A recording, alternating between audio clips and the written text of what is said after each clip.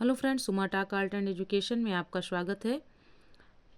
हम सामान्य ज्ञान की सीरीज लेके चल रहे थे जिसमें हम मध्यकालीन भारत का इतिहास देखेंगे। आज इसका सेकेंड पार्ट जिसमें जो है सल्तनत काल है।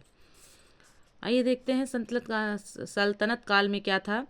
सल्तनत काल कब से कब तक था? 1206 ईस्वी से 1526 ईस्वी तक। 1206 ईस्वी में गोरी की मृत्यु के बाद कुतुबुद्दीन ऐबक ने गुलाम या ममलूक वंश की स्थापना की। तो गुलाम वंश की स्थापना किसने की थी? कुतुबुद्दीन ऐबक ने की थी।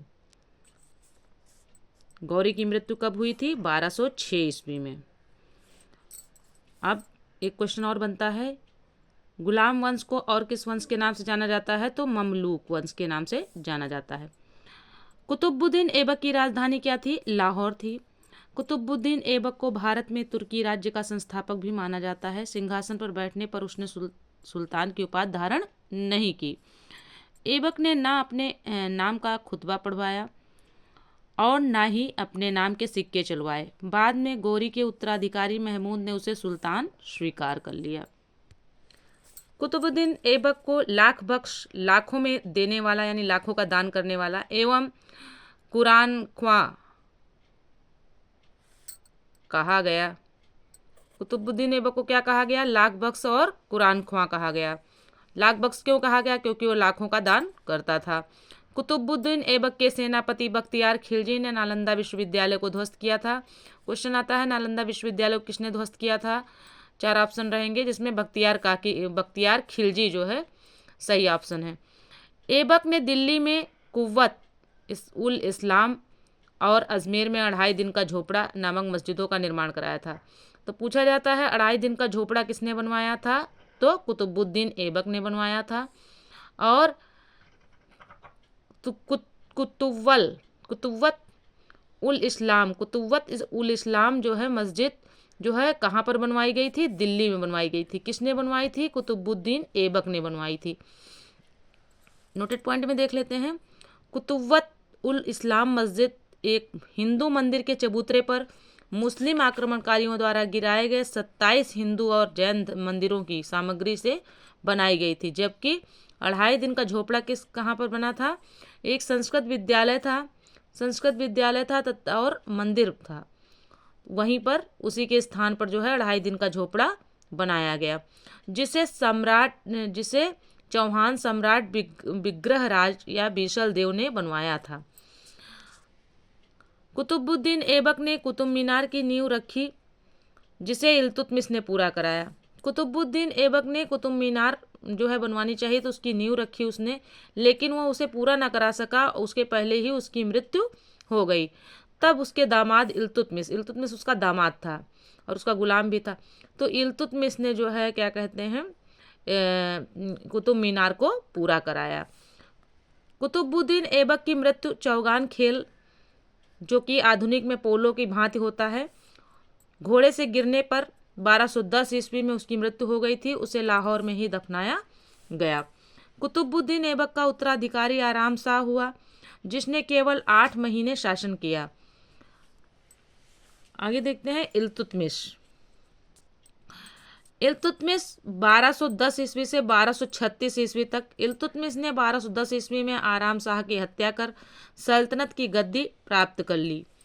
कुतुबुद्दीन का गुलाम और दामाद इल्तुतमिश इलबारी तुर्क था।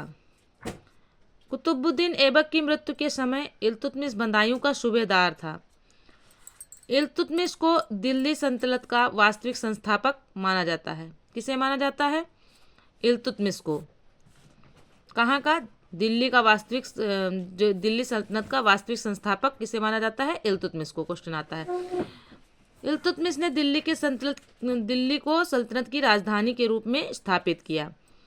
मोहम्मद गोरी ने 1206 ईस्वी में खोखरों के विद्रोह के समय इल्तुतमिश की असाधारण योग्यता के कारण, मतलब उसने देखा कि इल्तुतमिश की जो योग्यताएं थी वो कुट भरी थी, तो उसने अपनी दक्षता से मतलब उसको जो है अपनी जो मतलब गुलाम बनाया था उसको दास्ता से मुक्त कर दिया उसकी योग्यता को देखकर। 1229 ईस्वी में इल्तुतमिश को बगदाद के खलीफा ने सुल्तान ए आजम की उपाधि प्रदान कर उसके शासन को वैधानिक स्वीकृति प्रदान की।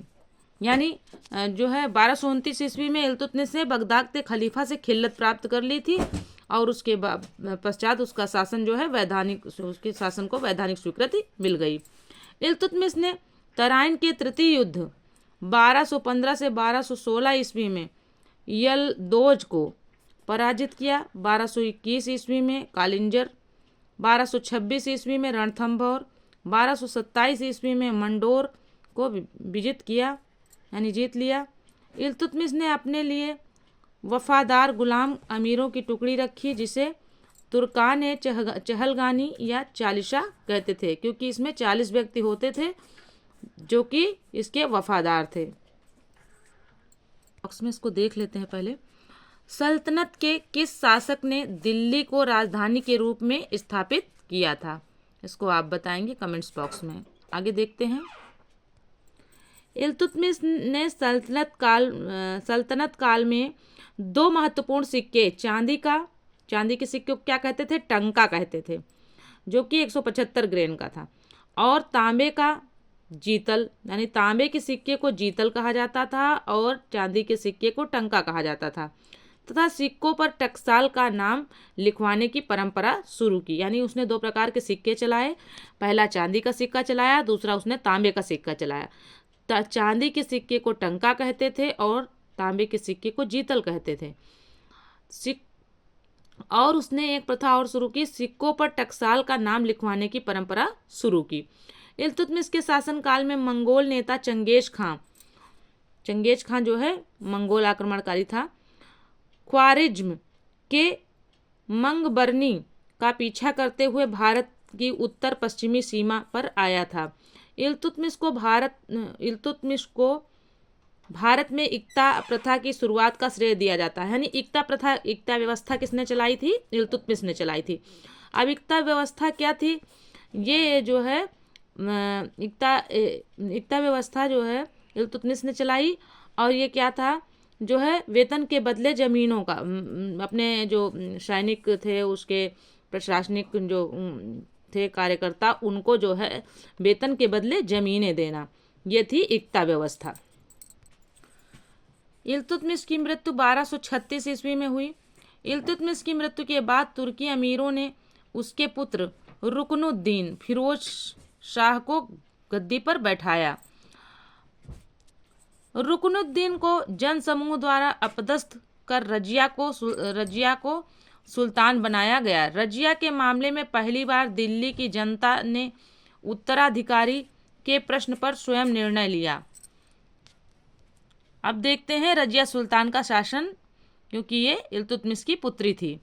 अब देखते हैं ये रजिया ने कब से कब तक शासन किया। रजिया सुल्तान 1236 ईस्वी से 1240 ईस्वी तक। रजिया मध्यकालीन भारत की प्रथम महिला शासिका थी। रजिया पर्दा प्रथा त्याग कर पुरुषों के समान वस्त्र कुबा यानी कोट पहनती थी और कुलाह यानी टोपी धारण कर शासन का कार्य स्वयं संभालती थी। ये जो कुबा और कुलाह शब्द आए हैं, ये जो है रजिया के लिए आए हैं। रजिया ने जो है ये कोट और कुबा जो है कोट मतलब यूज करती थी और जो है टोपी यूज करती थी। तो ये पूछा भी जाता है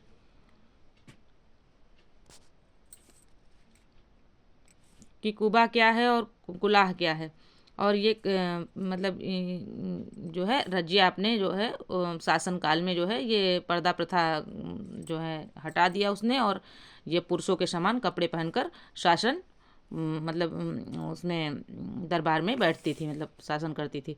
मिनहाज ए सिराज यानी तबकात ए नासिरी का लेखक के अनुसार, यानी जो मिनहाज ए सिराज था उसके अनुसार जो है वो लेखक था, इसका तहकात ए नासिरी का लेखक था ये। इसके अनुसार यानी इसने एक बुक लिखी जिसके अनुसार जो है रजिया ने 3 वर्ष 6 माह 6 दिन शासन किया। यानी उसने 3 साल शासन किया, 3 वर्ष 6 माह और 6 दिन शासन किया। उसने निज़ामुल मुल्क जुनैदी को वज़ीर के पद से हटा दिया और तुर्की वर्चस्व को तोड़ने के लिए हबशी सरदार मलिक याकूत को अमीर आखूर का पद प्रदान किया। रजिया के विरुद्ध तबर हिंद भटिंडा कहते थे का इख्तियार अल्तुनिया ने विद्रोह किया। रजिया ने अल्तुनिया से विवाह कर तुर्की सरदारों के विद्रोह को दबाने का प्रयास किया, किंतु वह असफल रही। रजिया की हत्या 1240 ईस्वी को डाकुओं द्वारा कैथल के पास कर दी गई। रजिया की मृत्यु के बाद बहराम शाह 1240 में गद्दी पर बैठा, जिसकी हत्या 1242 ईस्वी में कर दी गई। बहराम शाह की हत्या के बाद दिल्ली सल्तनत अलाउद्दीन मसूद शाह 1242 से 1246 बना। 1246 में बलवन द्वारा किए गए षड्यंत्र के द्वारा अलाउद्दीन मसूद शाह को अपदस्थ कर नासिरुद्दीन महमूद को सुल्तान बना दिया गया। अब नासिरुद्दीन महमूद सीधा साधा जीवन व्यतीत करने वाला शासक था, जिसके विषय में कहा जाता है, यानी जो नासिरुद्दीन महमूद था बहुत सीधा साधा था, तो उसके विषय में कहा जाता था कि वह टोपी सिलकर अपना जीवन निर्वाह करता था। मिनहाज ए सिराज की पुस्तक का नाम क्या था? तबकात ए नासिरी, यानी तबकात ए नासिरी एक पुस्तक थी जिसको किसने लिखा था? मिनहाज ए सिराज ने लिखा था। इसी को समर्पित है, यानी ये जो नासिरुद्दीन मोहम्मद के बारे में जो है, इसने इस पुस्तक में काफ़ी कुछ लिखा है। 1249 ईस्वी में बलवन ने अपनी पुत्री का विवाह सुल्तान नासिरुद्दीन से कर दिया। नासिरुद्दीन ने बलवन को उलुग खां की उपाधि दी थी। किसने दी थी? नासिरुद्दीन ने दी थी। किसको दी थी? बलवन को दी थी। पूछा जाता है उलुग खां की उपाधि बलवन को किसने दी थी? तो नासिरुद्दीन ने दी थी, नासिरुद्दीन महमूद ने दी थी। ठीक है। और नायब ए मामलिकात का पद दिया था, यानी उलुग खां की उपाधि दी थी और पद किसका दिया था? नायब ए मामलिकात। 1266 ईस्वी में नासिरुद्दीन महमूद की मृत्यु होने पर बलवन ने स्वयं को सुल्तान घोषित कर दिया और उत्तराधिकारी बना। अब देखते हैं गयासुद्दीन बलवन। 1266 से 1287 ईस्वी तक बलवन का पूरा नाम गयासुद्दीन बलवन था। वह इल्तुतमिश का गुलाम एवं चालीसा का सदस्य भी था। मतलब उसने जो इल्तुतमिश ने जो 40 गुलाम मतलब रख रखे थे, उसमें जो है उसमें ये सदस्य भी था बलवन।